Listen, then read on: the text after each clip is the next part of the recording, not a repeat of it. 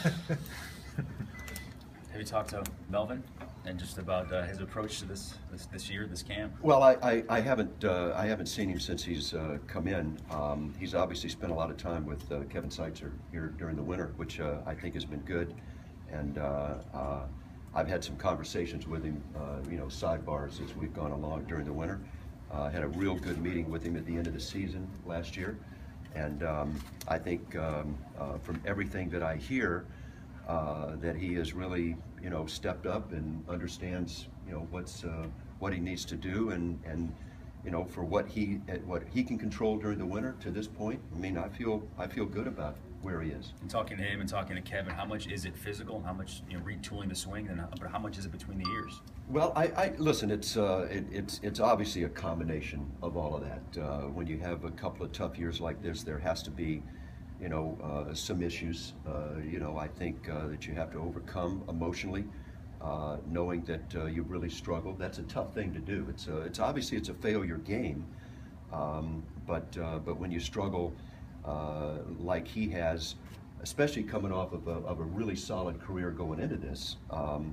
And I think obviously there's some other issues there, mechanics and all the other things that are going to be a part of it that we'll see as we go through the spring, the different types of adjustments. But Kevin Seitzer has been very encouraged by what he's seen, and I'm very optimistic going in that look, it's a clean slate for Melvin, and I wasn't here last year. I've had my conversation. He knows kind of what's at stake here for him. But when it's all said and done, he's going to have our support, and we're going to do everything we can to help him become the very best player that he can become this year. John, it's not your contract, and so you inherited it, and I know you go into it having to think positive and encouraging. You're not going to think negative things, but what do you tell Freddie as far as Melvin's spot in the lineup, as far as how long do you give him any parameters on, like, we give him this long a leash, we give him 2 months to show something, or do you tell Freddie, this is your lineup, do what you want? Yeah, I do that. I think going in, obviously we're going to talk as we go forward and look at all of the options. We're actually going to have another staff meeting tomorrow just to kind of get a feel for who we have, what we're going to look for. But as a general manager, I'm not that kind of guy. I mean, I've sat in the dugout, I've managed before, I've coached before. I'm not coming in and telling Freddie what his lineup is or what it isn't. I think we'll discuss a lot, we'll talk a lot about what we see as we go during the spring. We'll look at all the options that we have out there, but obviously this is a player that should have the ability to be an everyday guy, and I think a lot of what Freddie wants to do with him in the lineup, I think is going to be determined by what he sees, and so I think that's the way we're going to approach it. It's really so early yet. I'm a glass half full guy all the time, and I think looking at it, I'm not going to be foolish and not going to be crazy. Understand that I think with a lot of players, some guys are coming off of not so good years. But I think we're going to go in glass half full with this, and be encouraging, and try to make good decisions. But ultimately, I think Freddie's going to he's going to have his opinion as to what it is that he wants to do, and I think that that's what you do with managers. You give them a chance to make their own decisions. So it's fair to say it's going to be a decision made on baseball, though, rather than at this point the contract doesn't matter anymore, or Well, the contract always matters. I mean, there's always something that you have to look at there. It's an obligation for the club, absolutely. But as far as what Freddie does with his lineup and how he utilizes it, he's just another player coming in. John, how much in your career have you put value in spring performances by players, by veterans, by young players? How much do you believe is fool's gold? How much do you believe is real? It was obviously spring training. You have to be cautious. Spring training in September. A lot of times it used to be the September call-ups. You bring guys up and you get really excited about what you see in September, and you can get fooled a little bit, as you can in spring training. I think you have to go in with your eyes open, though. I've always liked to be a guy that wants to get lucky. And when you say, get lucky. It's not getting lucky. You've got guys in camp, but you want to keep your eyes open. Every year there are some players that come in that are given an opportunity that jump out and off they go. They have a great year, and we're hopeful that we're going to be able to find a couple of those guys this year. So we're going to be very optimistic as we go in, but we're not going to be foolish, if you will, as to what a guy does in spring is going to be the absolute end game. You want to give. You're always evaluating. You're always making decisions as you go through spring training. You're taking an objective look at what you're seeing. You're taking an objective look at what this guy's track record has been, what his past has been. You're taking a look at the reports that you've had on this guy. So you bake a lot of things into the cake. His numbers over his career, and generally you don't get, especially for veteran guys, you don't get too much of a waiver on that.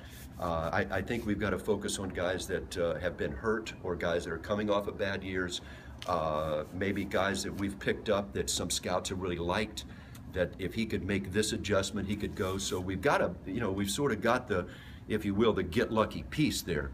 Then it's up to them to show us that they would be guys us worth carrying and keeping. It's interesting that when you have your meetings, I love to have this staff talk, and if we're looking at cut downs and you start talking about certain guys and you want to have a staff guy come and say, John, not yet, not now, I got a little instinct on this guy.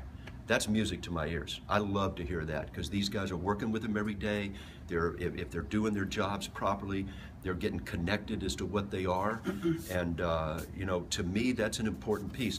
We're coming in with a little bigger camp. I think you guys can see we probably have more in camp. I use this a little tongue-in-cheek. I talked to John and early on, and I said, I like to have a camp about 52, 55 guys, and but when we looked at early in the winter before we made a lot of the moves we had, we felt that we really needed some protection and some support. So we jumped out on some guys in October and early November that we brought in, and we gave them major league invites because we just didn't have a lot of protection at the time.